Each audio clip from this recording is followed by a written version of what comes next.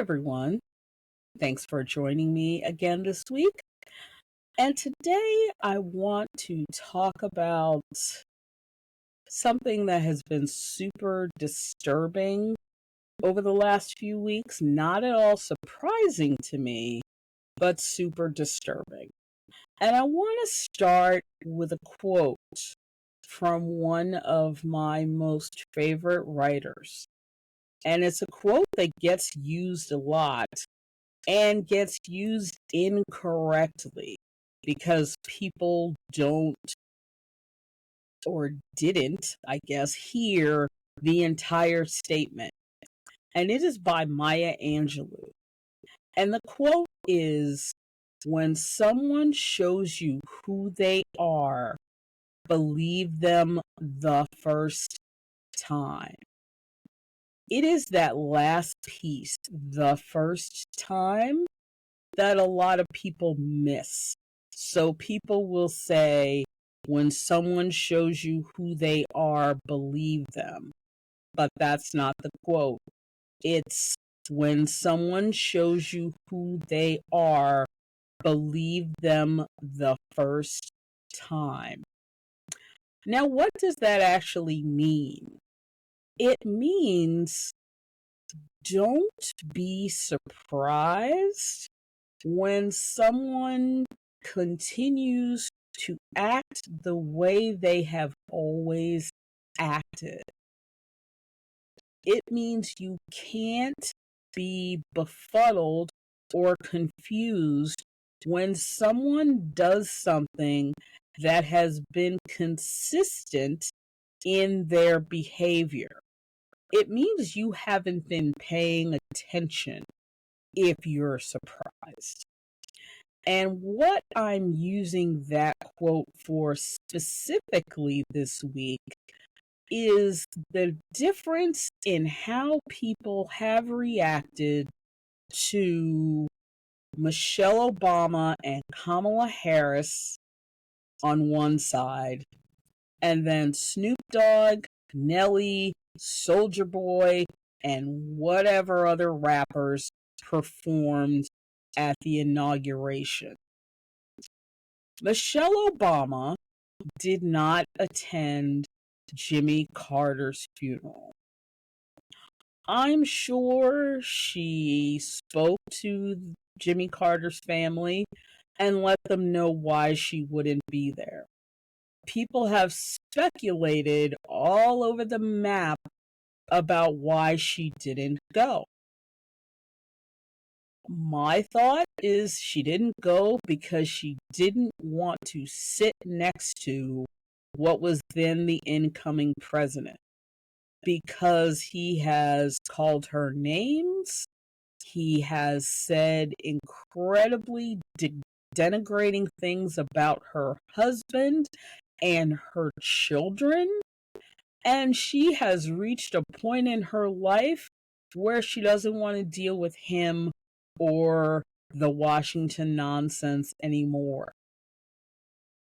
I was sad that she felt like she couldn't go, but I understood. She lost her own mother less than a year ago. So I understand that she felt like she needed to protect her peace. She also made it clear that she was not going to attend the inauguration, and she didn't. And once again, I don't blame her one bit. It is incredibly disheartening and disrespectful that people, particularly white men, have the expectation that everyone should respect them when they do not give respect in return. Something I have heard my entire life from parents, from teachers, from bosses, is that respect is earned. It is not given, it is earned. And if you do not feel the need to earn my respect, I have no obligation to respect you. And it's just that simple.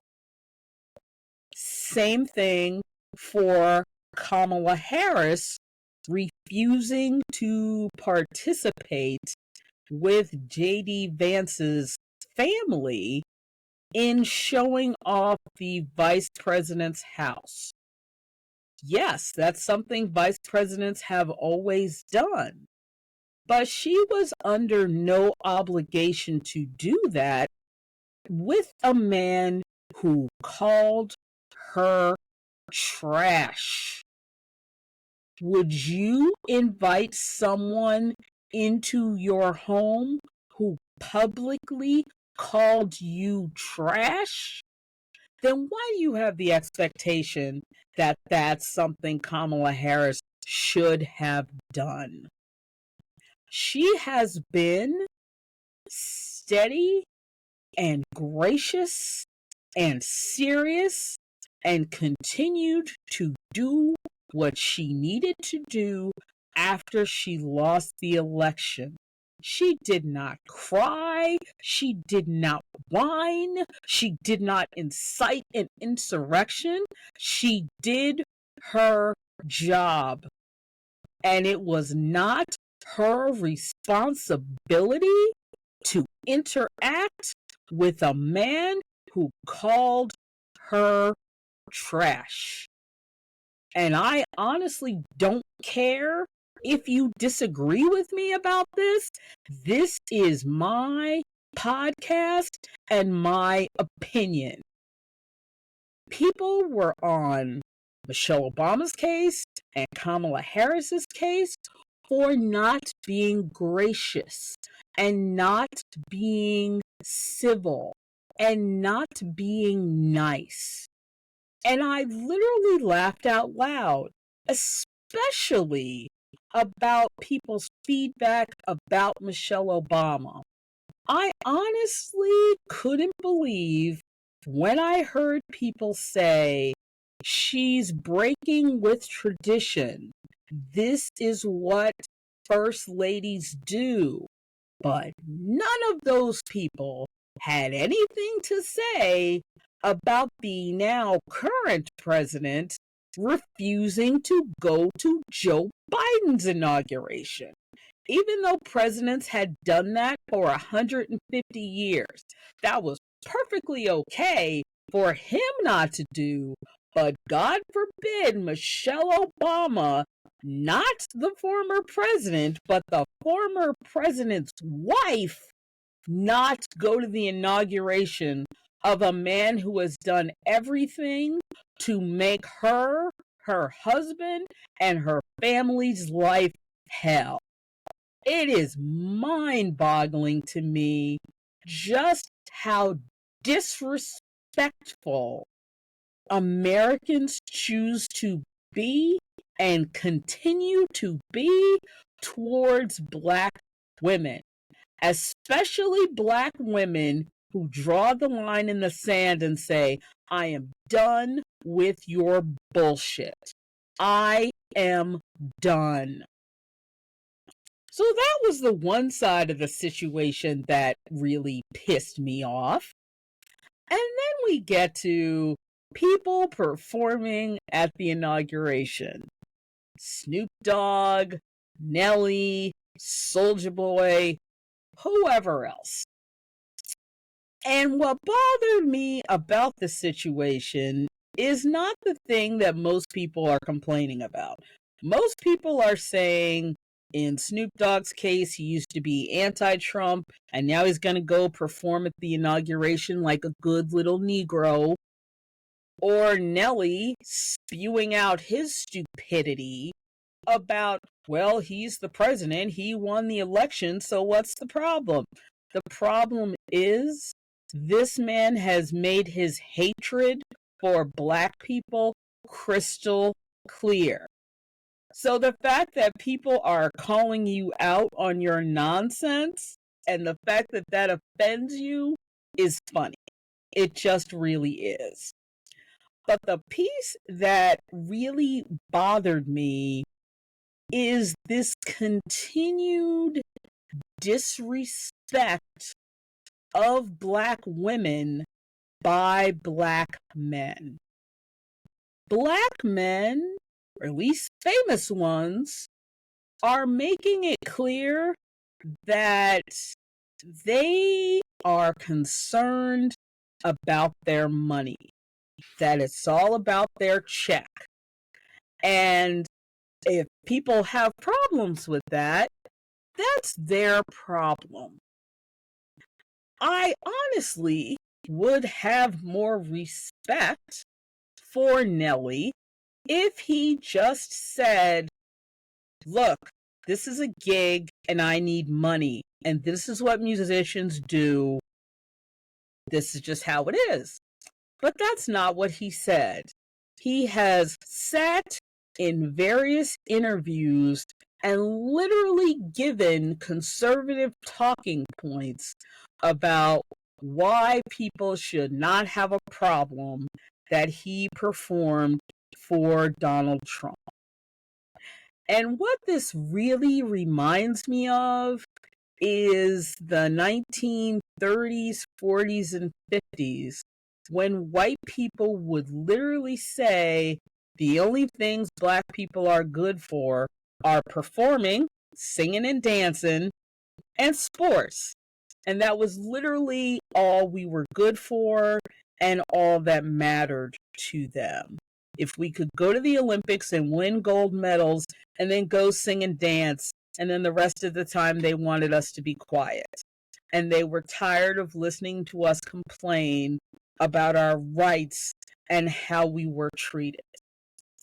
And this is the major problem with Black men, particularly not caring about the community and just being out for self.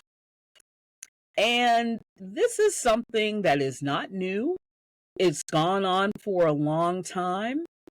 But at this particular time in history, it's deeply disturbing to see people perform what people used to call the Sambo routine. We're going to sing and dance and be happy Negroes and not care about how you actually feel about us or how you treat us. It's just frustrating. After all that Black people in this country have been through, that this is where we continue to stay. I have been listening to several podcasts by Black women lately, and a lot of them have said a part of the separation between Black women and Black men is that Black men, by and large, feel no need to protect us, feel no need to defend us, feel no need to step into situations where we are being talked about, lied about, hurt, damaged. They just feel no responsibility for that. Now, I am not a psychologist, psychiatrist, social worker, anything like that. So those are people that it's better left to analyze why that is. I just know that it is, and it's gross and sad and disturbing. Also, in the mindset of when people show you who they are, believe them the first time, I was friends on Facebook with a woman who I met through one of my music fan groups. So she is not someone I knew in real life and not someone I'd ever met. We were just Facebook friends. We'd have conversations about things. And I never got any particular political vibe from her because we don't talk about politics. We talk about music and our shared interests. And yesterday, on Inauguration Day, she put up a post, which is more accurately described as a screed, where she went off about people not being nice and saying things that were rude and hurtful to her. And she ended the screed with, listen, I'm just going to say it. I like him. And if you have problems with that, then you can unfriend me. That's fine. I immediately unfriended her because, as so many people have said over the last couple of months, this is not about politics. This is about morality and right and wrong and respect. And you telling me you support this person means you have no respect for me.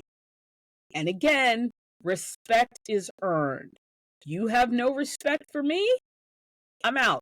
I don't have to interact with you. We don't have to communicate on any level. And so, what I want people to understand, especially this week, is you have got to be clear about what your line is, what your Michelle Obama line is, what your Kamala Harris line is. You've got to be clear about that line in the sand. And when people cross it, you have to walk away. Friend, sibling, parent, child, whatever the relationship is, you have to be prepared to stand your ground and make it clear to that person that you will not tolerate whatever it is you refuse to tolerate, because that's the only way people learn what they can do and what they can't do. So take a page out of Maya Angelou's book, and when people show you who they are, believe them the first time. I want to thank you for joining me this week, and I will see you again next week. Take care.